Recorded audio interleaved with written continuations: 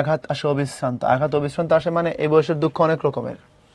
ব্যক্তিগত দুঃখ, পারিবারিক দুঃখ, সামাজিক দুঃখ, রাষ্ট্রীয় দুঃখ, দুঃখের অভাব নেই। মনে কর তুই ছেঁকা খাইছস, এটা ব্যক্তিগত দুঃখ।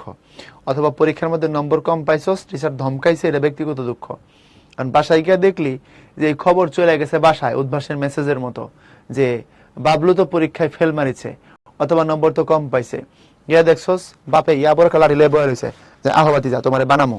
যাওয়ার পরেই বাসায় যাওয়ার পরে কিছুক্ষণ বানাইলো, সারাদিন নাকে তেল দিয়ে ঘুরে বেড়াও, কোনো কিছুই করো না। এখন পড়াশোনা যে এত যে টিচারের বাসায় গেলা, আসলা বাসায় টিচার নিয়ে আসলাম, এখন ফিজিক্সে ফেল আসলো কেন, বা বাংলায় খারাপ করলি কেন, এই যে ধরে ধরে বানানি দিল একটা। অথবা বানানি দিল না, করা করা কথা শোনাই দিল, লজ্জায় নিচু হয়ে গেলি। একে ব্যক্তিগত দুঃখ, এটা হয়ে গেছে এবার পারিবারিক দুঃখের রূপান্তর নিছে। এখন মনে করে এডমিশন টেস্টের চান্স না পাইলে পাড়া তো যেসব আঙ্কেল ছিল, আন্টি ছিল, পাশের বাসার খালামণি ছিল বা আঙ্কেল ছিল, যাদেরকে তুই দেখতি সামনে, কোন কোন আঙ্কেল এসে সালাম দিলে এমনিতে জবাব পর্যন্ত দেয় না, ওম সালাম ওম সালাম বলে বা মাথায় এরম করে, ওইসব আঙ্কেলরা ভর্তি পরীক্ষার দিন বা তার পরের দিন তোরে খুঁজে বাইর করবো। এমনিতে সালামের জবাব দেয় না, তখন খুঁজে বাইর করবো, বাইর করে জিজ্ঞেস করবো কি ব্যাপার শফিক, তোমার পরীক্ষার রেজাল্ট প্রকাশিত হয়েছে, চান্স হয়েছে বাবা?